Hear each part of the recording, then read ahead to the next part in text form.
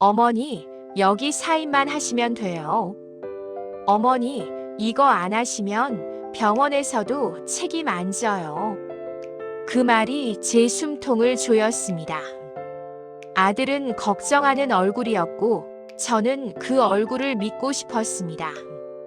그날은 병원 진료가 있는 날이었습니다. 평소보다 말수가 적던 아들이 유난히 먼저 차 문을 열어주더군요. 어머니, 요즘 자꾸 깜빡하시잖아요. 검사 한 번 더 받아보자고 해서요. 그 말에 저는 고개를 끄덕였습니다. 사람은 늙으면 자기 판단을 의심하게 됩니다. 그 틈을 자식은 너무 잘 알고 있더군요. 병원 대기실에서 아들은 제 앞에 서류 뭉치를 내려놓았습니다. 글씨는 작았고 설명은 빠졌습니다. 이건 그냥 보호자 동의서예요. 요즘 병원이 까다로워서요. 그렇게 말하면서 아들은 제 손에 펜을 쥐어줬습니다. 저는 한 줄 한 줄 읽으려 했지만 아들은 자꾸 말을 이었습니다. 어머니, 이건 형식이에요. 다 어머니 편하자고 하는 거예요. 사인 안 하면 검사도 못 한대요. 그 순간 저는 선택지가 없었습니다.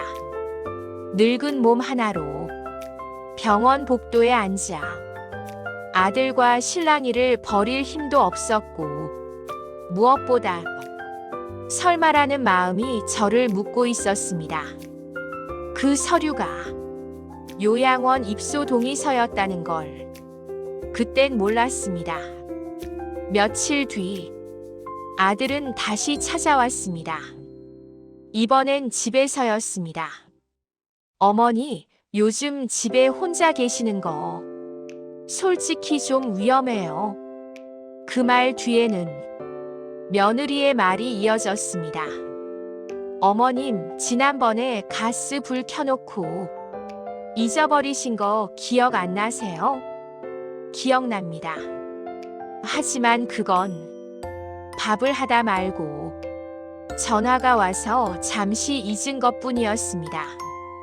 그런데 며느리는 그 이야기를 마치 제가 치매라도 온 것처럼 풀어냈습니다.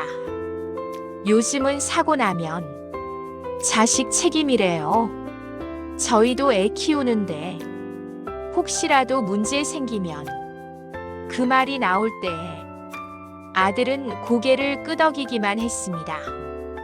그날 밤 아들은 제 방에 와서 조용히 말했습니다. 어머니, 솔직히 말씀드리면 요즘 집이 너무 힘들어요. 대출도 있고 애 학원비도 있고 그제야 퍼즐이 맞춰졌습니다. 제가 짐이라는 걸 아들은 이미 계산하고 있었던 겁니다.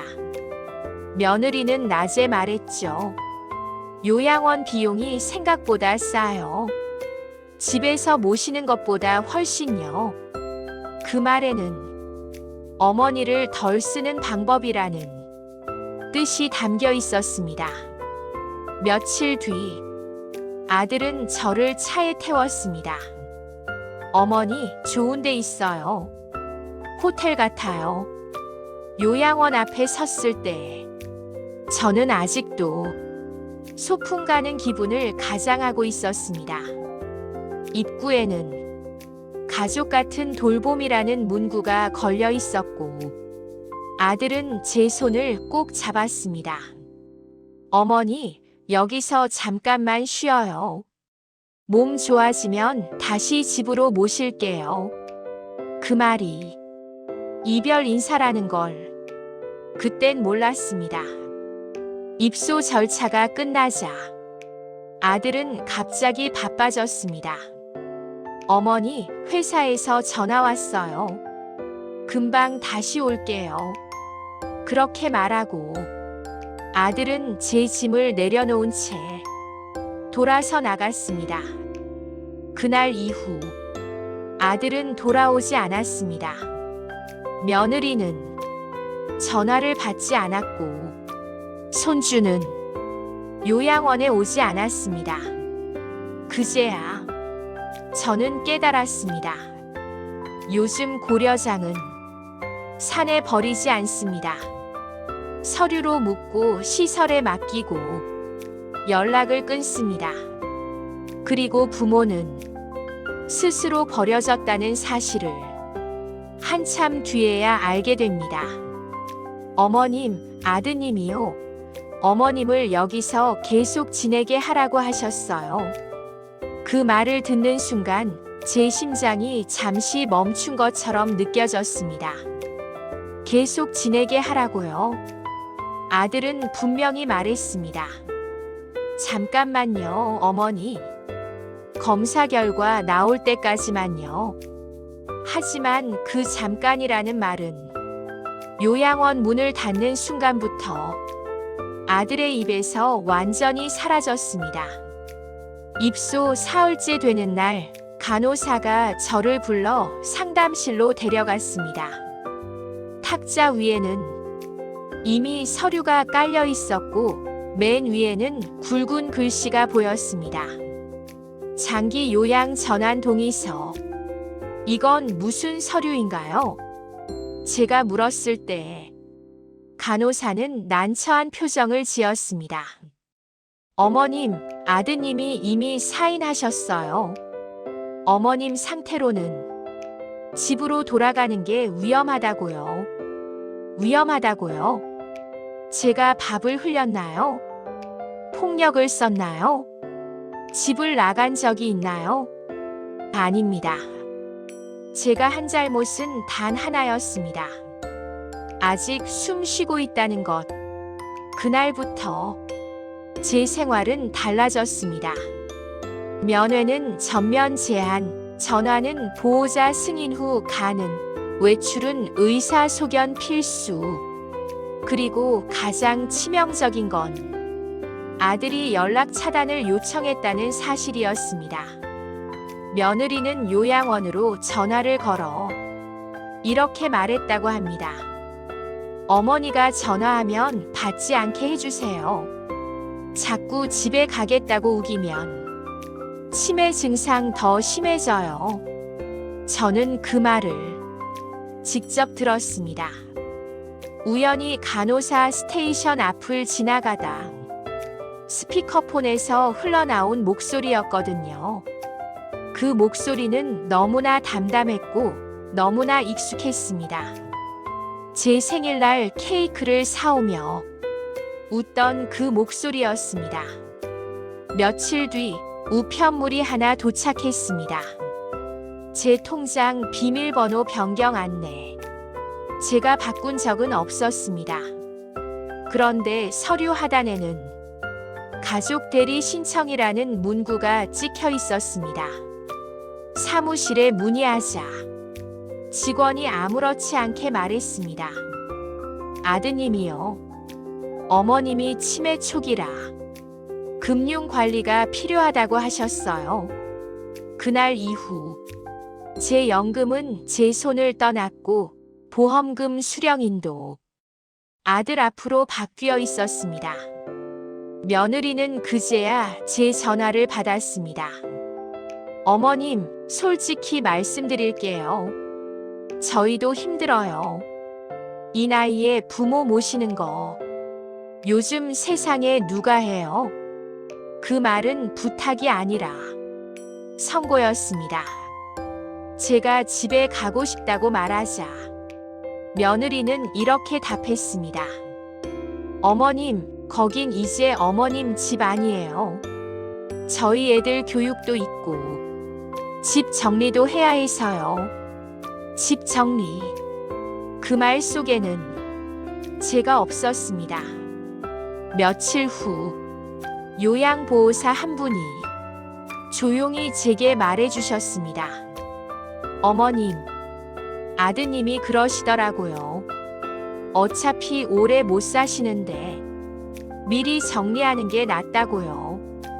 그 말을 듣는 순간 제 속에서 무언가 뚝 끊어졌습니다. 아들은 저를 버린 게 아니라 죽은 사람 취급하고 있었습니다. 그리고 더 끔찍한 건 그 다음이었습니다.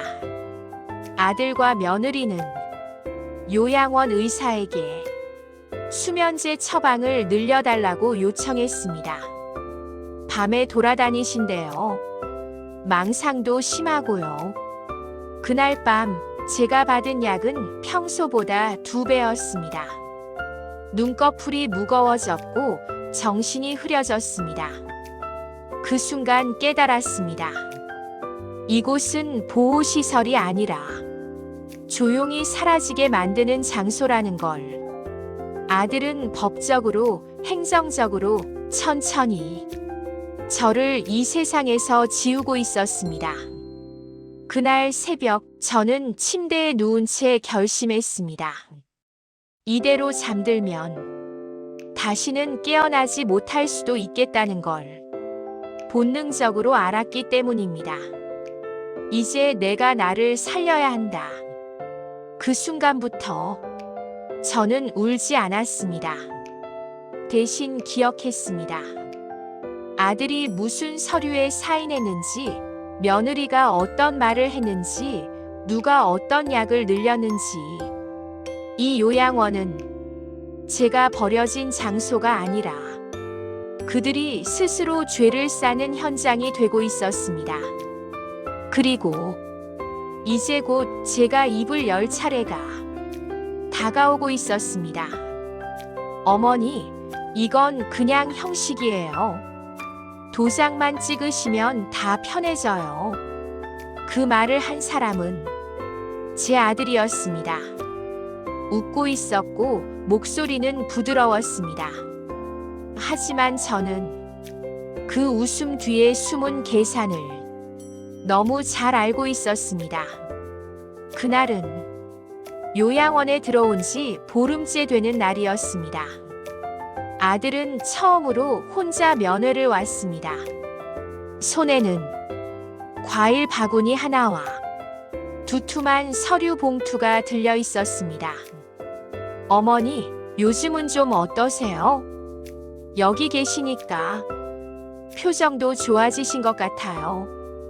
저는 아무 대답도 하지 않았습니다. 대신 침에 놓인 흉내를 냈습니다. 여기가 어디였지? 당신은 누구세요? 그 순간 아들의 눈빛이 순식간에 바뀌었습니다. 안도, 그리고 확신.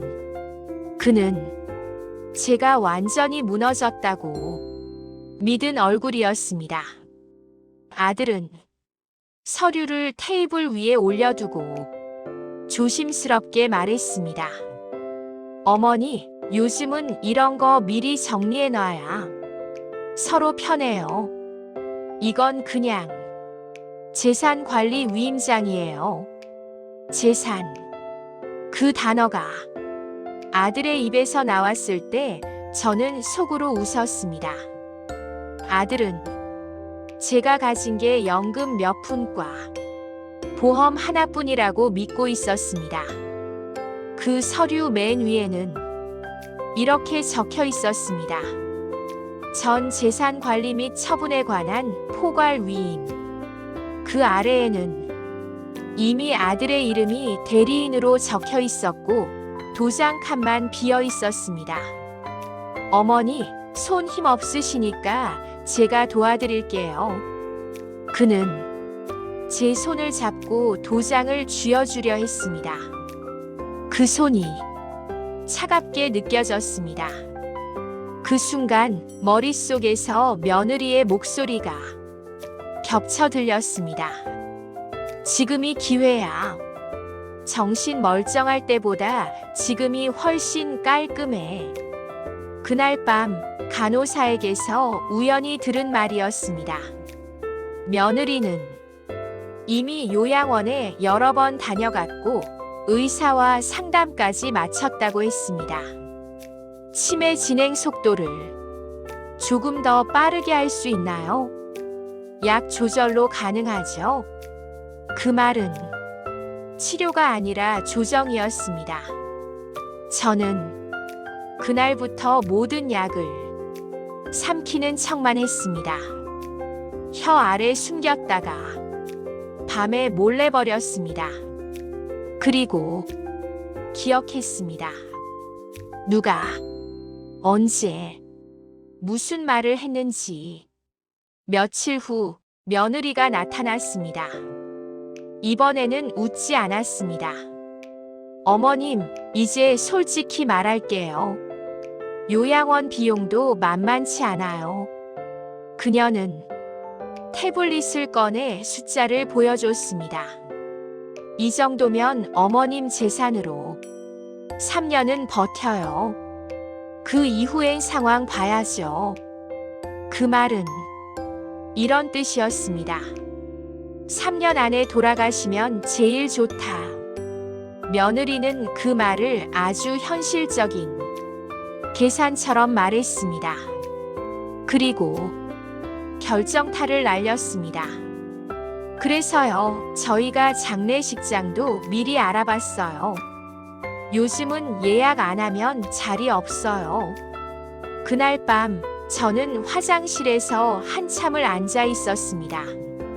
거울 속 제 얼굴은 확실히 늙어 있었지만 눈만은 또렷했습니다. 그때 확신했습니다. 아들은 더 이상 제 자식이 아니라 제 생존을 위협하는 가해자라는 걸. 그날부터 저는 계획을 세웠습니다. 말을 더 더듬었고 이름도 일부러 틀렸고 약을 먹고 잤다는 연기도 했습니다. 그럴수록 아들과 며느리는 더 노골적으로 움직였습니다. 집을 팔기 위한 부동산 상담, 보험 해지 문의, 제명의 계좌 정리. 모든 게 제가 살아있는 동안 진행되고 있었습니다. 그리고 저는 그 모든 순간을 기억하고 기다리고 모으고 있었습니다. 이제 제가 할 일은 단 하나였습니다. 이들이 가장 안심했을 때 가장 큰 진실을 꺼내는 것. 마이너스. 어머님, 오늘 약은 2알이에요. 잘 주무시라고요. 그 말을 들었을 때 저는 직감했습니다. 이제 그들이 되돌릴 수 없는 선을 넘으려 한다는 걸요.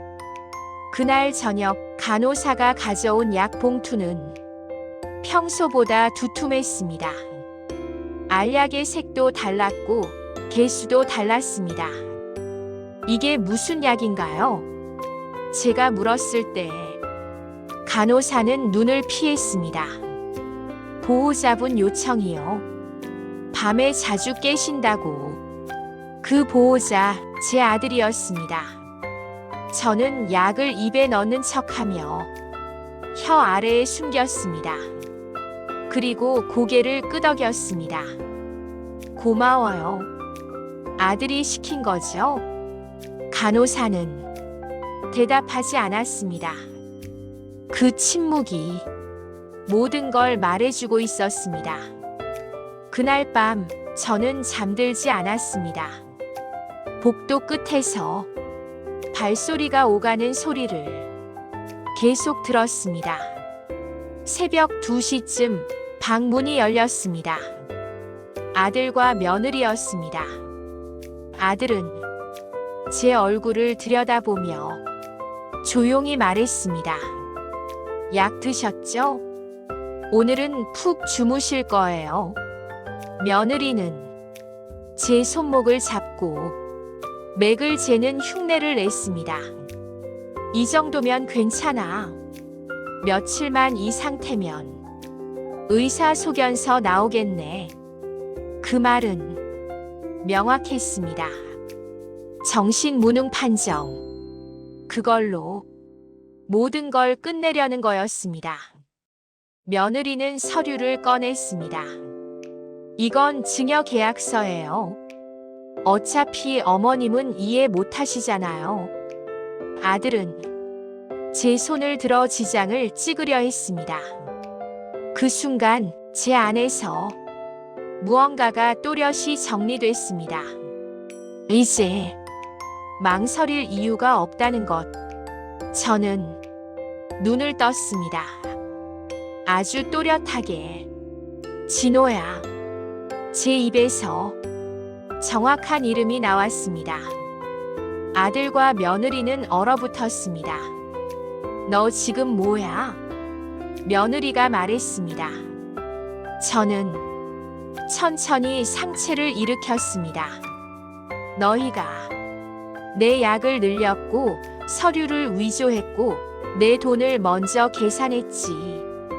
아들의 얼굴이 순식간에 하얗게 질렸습니다. 어머니, 지금 무슨 말 하시는 거예요? 약 기운 때문에. 그 말이 끝나기도 전에 제가 말했습니다. 녹음 다 됐다. 그리고 침대 옆 서랍에서 작은 녹음기를 꺼냈습니다. 며느리는 비명을 질렀습니다. 그걸 왜 가지고 있어요? 저는 조용히 말했습니다. 너희가 내가 아무것도 모른다고 생각한 순간부터 그 안에는 모든 게 들어 있었습니다. 약 조절 요청, 장례식장 예약 통화, 재산 정리 대화, 3년이면 충분하다는 말까지. 아들은 무릎을 꿇었습니다.